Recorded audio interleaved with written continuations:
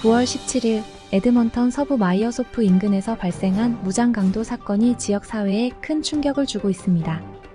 에드먼턴에서 열릴 예정인 캐나다 최대 대마초 콘퍼런스 및 엑스포는 9월 29일부터 10월 1일까지 개최될 예정입니다.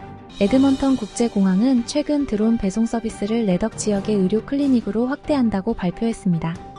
에드먼턴 시의회는 최근 무임승차 문제 해결을 위한 요금 게이트 도입에 대한 논의를 시작했습니다. CN 철도가 제스퍼 지역에서 철도 운영을 중단하기로 결정하면서 지역사회는 큰 충격에 빠졌습니다. 에드먼턴 오일러스는 다가오는 NHL 시즌을 대비해 본격적인 훈련 캠프에 돌입했습니다. 9월 18일 새벽 에드먼턴의 커먼웰스 스타디움 인근 84번가에 위치한 3층 아파트에서 대형 화재가 발생했습니다. 9월 17일 알버타 파크랜드 카운티에서 발생한 여성 살해 사건이 지역 사회에 큰 충격을 주고 있습니다. 에드먼턴 경찰청이 2024년 상반기 동안 경찰의 강제력 사용 데이터를 최초로 공개했습니다. 9월 중순 에드먼턴의 공립학교들이 개학하면서 주요 도로에서의 교통 혼잡이 극심해지고 있습니다. 여러분 안녕하십니까? 9월 셋째 주 간추린 소식입니다. 첫 소식입니다. 9월 17일 에드먼턴 서부 마이어소프 인근에서 발생한 무장강도 사건이 지역 사회에 큰 충격을 주고 있습니다. 사건은 에드먼턴에서 차량을 탈취한 후 발생했으며 용의자들은 총기를 소지한 상태였습니다. RCMP는 즉시 긴급 경보를 발령하고 주민들에게 경계를 강화할 것을 당부했습니다. 긴급 경보가 발령된 이후 28세의 다코타 패터슨은 자수하였으며 그는 납치, 무장강도, 경찰의 명령을 무시하고 도주한 혐의 등 총 9건의 혐의로 기소되었습니다. 또 다른 용의자인 산티아고 패터슨은 현재 수배 중이며 경찰은 그의 행방을 알고 있는 주민들에게 정보를 제공해 줄 것을 요청했습니다. 주민들은 사건 당시 대피 준비를 하며 공포에 떨었으며 경찰은 현재 더 이상의 추가 위험은 없다고 밝혔습니다. 그러나 지역사회에서는 이번 사건으로 인해 치안 불안이 고조되고 있으며 경찰은 향후 이런 사건이 재발하지 않도록 예방 조치를 강화할 계획이라고 전했습니다. 이 행사에서는 생산자, 소매업체, 투자자 등 캐나다 대마초 산업의 주요 관계자들이 한자리에 모여 업계의 미래에 대해 논의하고 새로운 비즈니스 기회를 모색할 것입니다. 이벤트의 주요 볼거리 중 하나는 캐나다 대마초 챔피언십입니다. 이곳에서는 허가받은 생산자가 대마초, 꽃, 프리롤, 베이프 카트리지 및 농축액과 같은 카테고리에서 경쟁하게 됩니다. 이 실시간 심사 이벤트는 캐나다 최고의 대마초 생산을 선보일 것입니다. 에드먼턴 국제공항은 최근 드론 배송 서비스를 레덕 지역의 의료 클리닉으로 확대한다고 발표했습니다. 이번 확장은 의료 서비스의 신속성과 효율성을 높이기 위한 중요한 시도로 특히 긴급 상황에서 필요한 약물이나 의료 장비를 빠르게 전달할 수 있는 시스템을 구축하는 데 중점을 두고 있습니다. 드론 배송 서비스는 이전에도 성공적으로 운영되었으며 이번 확대는 더욱 많은 지역 사회에 혜택을 제공할 것으로 기대됩니다. 에드먼턴 공항 관계자는 드론 배송은 교통체증이나 지형적 장애물을 극복할 수 있는 혁신적인 방법이라며 향후 이 기술이 다양한 분야에서 더욱 널리 사용될 것이라고 전했습니다. 레덕 지역 주민들은 이번 서비스 도입이 지역의 의료 접근성을 크게 향상시킬 것으로 기대하고 있으며 앞으로도 드론을 이용한 다양한 배송 서비스가 더욱 활성화될 전망입니다. 에드먼턴 시의회는 최근 무임승차 문제 해결을 위한 요금 게이트 도입에 대한 논의를 시작했습니다. 시의원들은 요금 게이트가 도입되면 무임승차를 효과적으로 방지할 수 있고 공공교통 시스템의 재정적 안정성을 높일 수 있을 것이라고 주장했습니다. 현재 에드먼턴의 공공교통 시스템은 많은 이용자들이 무임승차를 하고 있어 연간 수백만 달러의 손실이 발생하고 있습니다. 그러나 요금 게이트 도입에 대한 반대 의견도 적지 않습니다. 일부 시민들은 요금 게이트가 공공교통의 접근성을 저해하고 유지관리 비용이 과도할 수 있다는 우려를 표명했습니다. 또한 요금 게이트가 도입될 경우 교통 혼잡이 발생할 수 있으며 장애인이나 노약자에게 불편을 줄 수 있다는 지적도 나오고 있습니다. 시의회는 다양한 의견을 수렴하여 공공교통 시스템의 개선 방안을 모색하고 있으며 최종 결정은 여러 차례의 공청회와 내부 검토를 거친 후 이루어질 예정입니다. CN 철도가 제스퍼 지역에서 철도 운영을 중단하기로 결정하면서 지역사회는 큰 충격에 빠졌습니다. 제스퍼는 그동안 CN 철도의 물류와 관광객 수송을 통해 지역 경제를 지탱해왔습니다. 특히 제스퍼는 로키 산맥의 아름다운 풍경과 함께 철도를 이용한 관광산업이 주요 경제 원천이었습니다.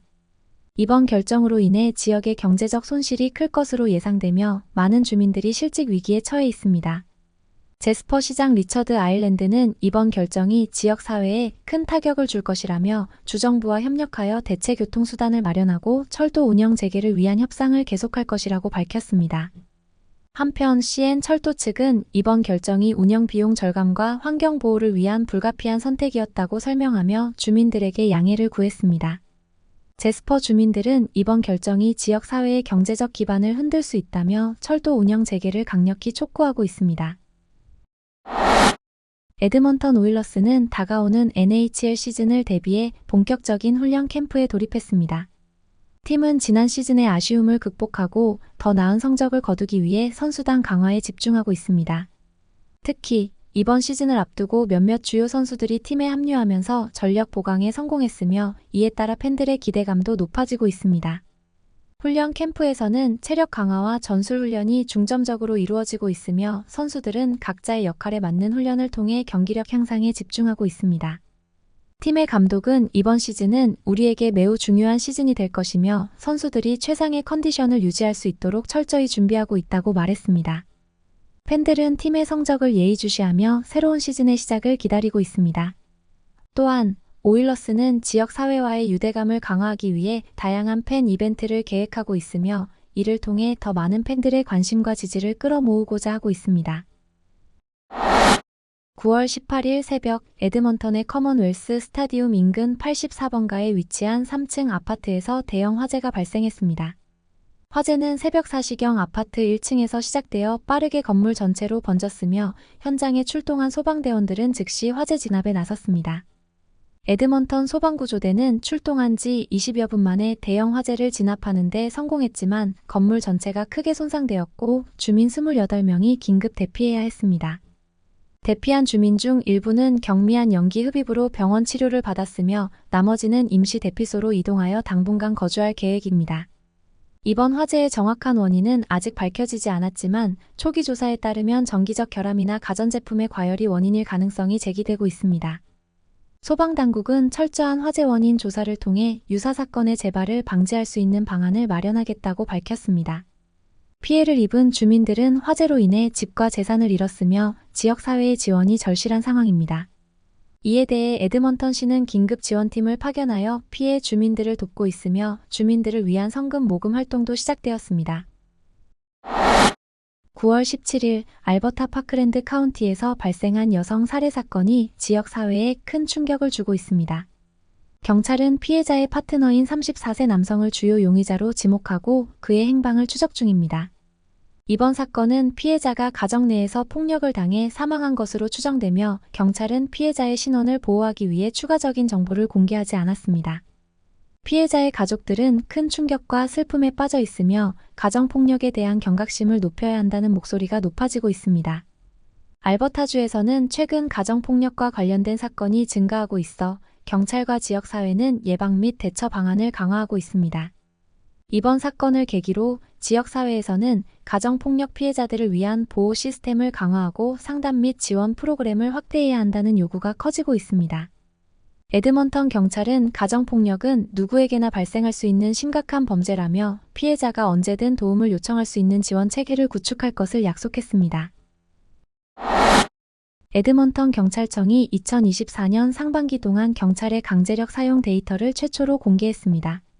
이번 데이터 공개는 경찰의 투명성과 책임성을 높이기 위한 조치로 경찰이 시민들에게 무력을 사용한 사건의 빈도와 유형, 결과에 대한 상세한 정보를 포함하고 있습니다. 데이터에 따르면 경찰은 상반기 동안 총 105건의 강제력 사용 사건을 기록했으며 이 중 대부분은 체포 과정에서 발생했습니다. 그러나 강제력 사용으로 인해 시민들이 부상을 입은 사례도 15건이 보고되었으며 이에 대한 논란이 일고 있습니다.